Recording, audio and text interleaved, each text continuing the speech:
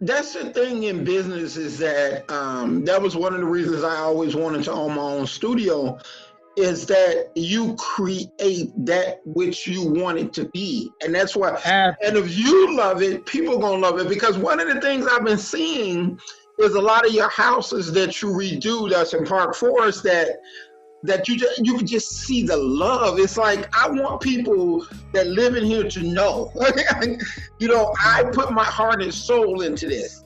And I think a lot of, there's a lot of people that don't do that. I mean, they do it for whatever reason, the money, whatever, but if you put the love in it, the money gonna follow.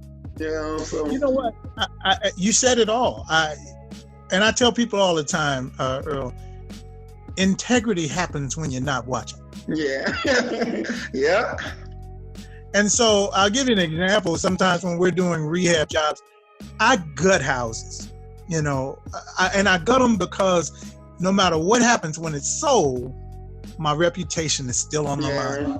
Yeah. And then I'm a broker, so I go around. For instance, today I was showing people, so a couple of clients, some houses today, 135, 145 type houses, the starter homes for these folks. And I'm going in, and sometimes the workmanship, it speaks for itself. It's like, okay, I got the house, I painted it, I cleaned it up, and I put it back on the market. Okay. Whereas I'm going to take that same house, I'm going to take all the walls out of it, because I want all the new electrical, plumbing, heating and cooling, because when a person, particularly when they're getting started, they buying a home, they want the home to service them when they buy it. Right.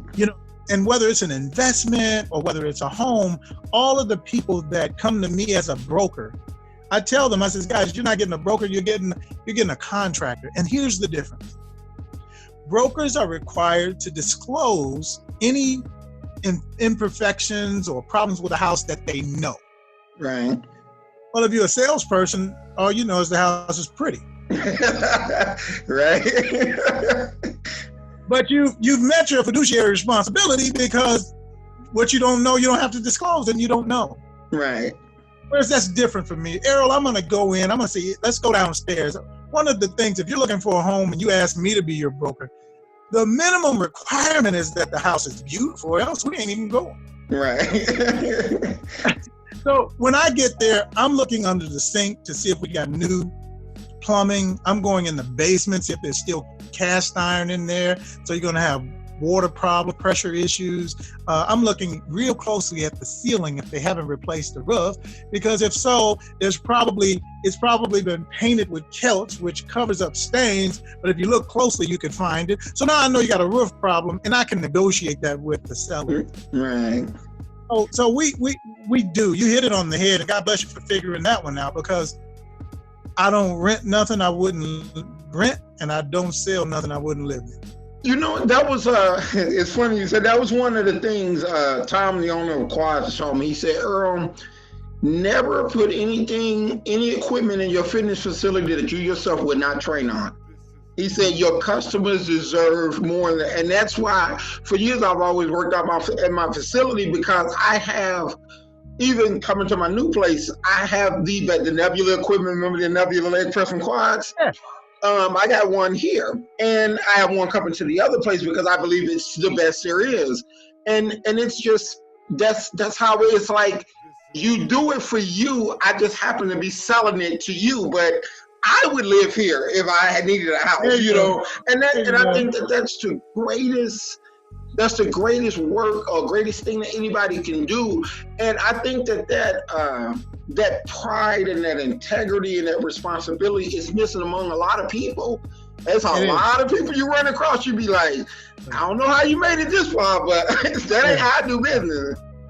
Yeah, well, and the other thing about us as African Americans, and I've tried to help people with this who walk into the Majestic Office Center, who are renting office space from us, we make sure that when they get there, they are indeed a business. In other words, the first question I'm asking, do you have your EIN?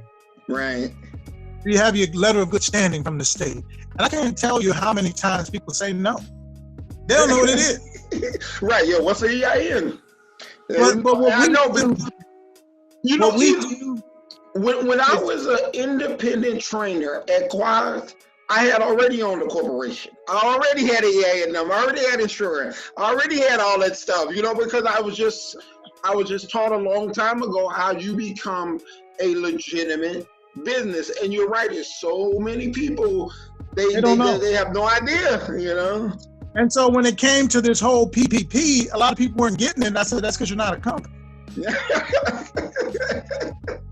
I mean, but it's the truth, and it's sad because I think that while we deal with the onset of this racism and things that are happening in our country today, I got to tell you, there has been a lot of progress. Yeah. Oh yeah. Because I would never have been one of many African Americans that owned a McDonald's. Right.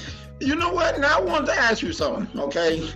It's several things that I know that it's very, very hard for our race to get from anybody. That's an office center, a McDonald's, and real estate. It's like it's extremely hard to get financing or backing or just the opportunity to do that. And you seem to do several different things, real estate, construction, McDonald's, Steak and Shake, all those things. You seem to do all of them very well. Where did that come from? Earl, I was about 9 years old, running through the house like a banshee. And my mother said, boy, come here. And she stopped me and I looked at her, she said, one more in life. I said, okay. And I took off running. She said, Junior, come here. And I came back, she said, boy, one more in life. I said, yes, ma'am. And I ran out there, she said, boy, come here. And Earl, she grabbed my shoulders. She said, look at me. Want more in life. And I've never been able to shake that my whole life. And so what I'm telling you is, it doesn't avoid us. We just give up when people say no. Right. Yeah. So I tell people all the time when I'm doing anything, the spirit of quit will always visit me. He gotta check my temperature, see how serious I am about this thing. Right. You're still doing what you're doing, Earl, because you have one thing that avoids so many of us, and that is stick-to-itiveness. You are going to figure it out. You are going to win. Can I sit here and tell you that I've never had problems with financing or getting financing, or I never felt like I could have been treated better? I'd be lying to you. Absolutely. Right. But I will tell you that I keep pushing because there's so many people out here who are not trying to hold me back. Yeah. I just got to find them. And I've learned that if I keep looking, Earl, I find them. Somebody at some bank said yes. Somebody at McDonald's looked at me, even though I was black, they said yes. And oh, by the way, Earl, they weren't black. Yeah. So you ultimately own 3? How many McDonald's did you? Yeah, I owned how did that come about? Well, how I started? Yeah, with the McDonald's, how did that come about? It was interesting. As I told you earlier that I was an athlete, played college ball. And when I left Chicago State, I had gotten injured, cracked the fibula in my leg. So ended up turning down an offer to play in Venezuela. But I started working at Xerox Corporation. Okay. And I did every kind of job in Xerox, up to being a sales specialist, selling color copiers nationally, and having a few people reporting to me and my assisting them in their sales. But in the summers, because I still have a love for basketball, I would take 2 weeks of vacation and go and do the Michael Jordan basketball camp, Scottie Pippen basketball camp, BJ Armstrong. I did a couple of his camps. And so they would pay me, of course, to come and train the kids. And then we would then go and play ball together in the evening when we put the kids to bed. But one day I was working and there was this huge kid. And kind of the coaches couldn't get his attention. He, kind of rebellious of sorts. So I went over and got his attention, and I got him in line, got him doing his layups the way he should have. And a lady called me over and said, "Excuse me, who are you?" I was like, "I'm sorry, my name's Melvin Buck. I'm one of the coaches." She said, "Really? But thank you. That was my nephew."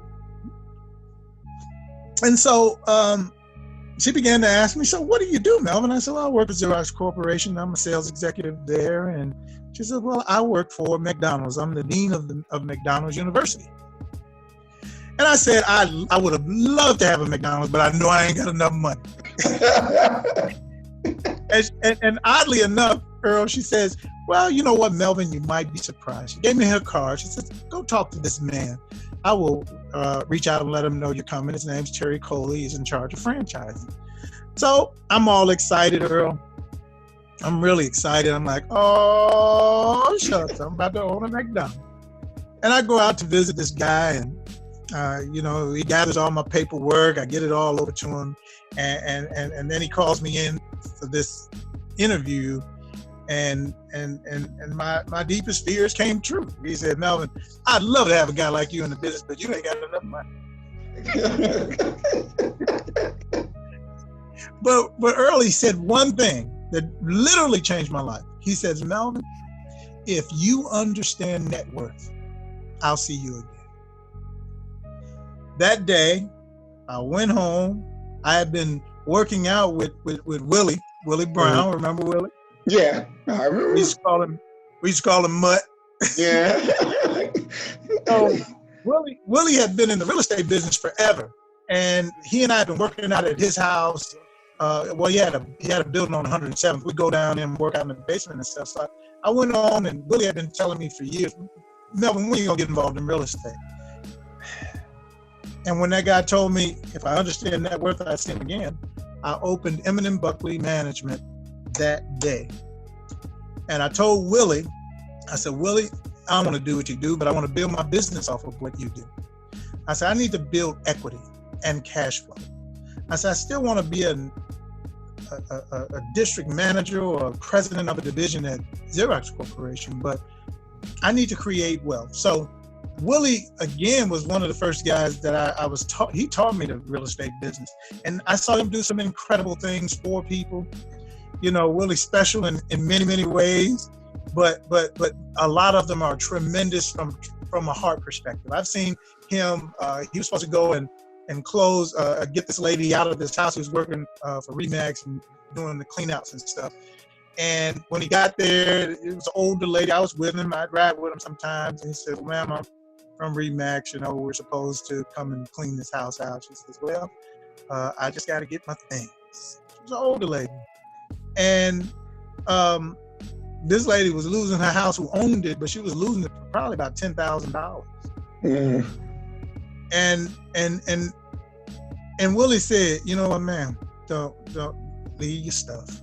Leave your stuff. You ain't got to go nowhere. She said, well, what you mean? They sent me the letter. I got to go now. I ain't trying to cause no trouble. He said, no, you stay here. Willie went back and paid that house off and gave it back to that lady. Wow. Mm. And so when we start talking about integrity, yeah, that's kind of where it came from. But so anyway, I'm the whole McDonald's thing started because I started buying the properties that Willie would buy in rehab. I would buy them from him and finance them because I had good credit. Okay. So about 2 years later, I had about 4 pieces of property from Willie. I was at my office in Schaumburg. I could see McDonald's. They were in Schaumburg at the time. I was sitting back, Earl, at my desk, and I picked up Terry Coley's card. I was like, let me give Terry a call. I called over there, I asked for him, he was gone. A lady named Karen Steele picked up the phone, and I explained to her my situation. And she says, well, Melvin, you know what? I just had an appointment canceled. Would you like to come talk to me? Where are you? I said, I'm looking at your office from across the street. And I went over and had a meeting with her. She accepted me in the registered applicants program. They said I needed about $250. And I had accumulated about $400,000 in equity. Okay. And the blessing, let me tell you the blessing. So they said, no, Melvin, you don't have enough money. Go show me. Faith without works is dead. Go show me that you can create that wealth. And then they gave me the store on 47th and Cottage Grove with no money. Wow. 3 years later, they just charged me a little more on interest. Well, largely because it was on 47th and Cottage Grove, and I weighed about 285 in, and they thought I could go over there and tame people that didn't want to be tamed, and I went over there. I went over there and turned the place into the first gospel McDonald's. You know, I reached around the other way to reach them, and it really worked out. Those people, everybody, we all loved each other over there, man. We had a great. In fact, when I left there in 2003, man, so many of the people that I had met over there, they were crying because we were leaving. Mm-hmm. And I left that store and went to South Chicago Heights. And then, you know, things went on. I became the vice president of the Black McDonald's Operators Association for several years. Was on the board of directors and that kind of thing. So, you know, that's kind of how all of that started. Oh, wow.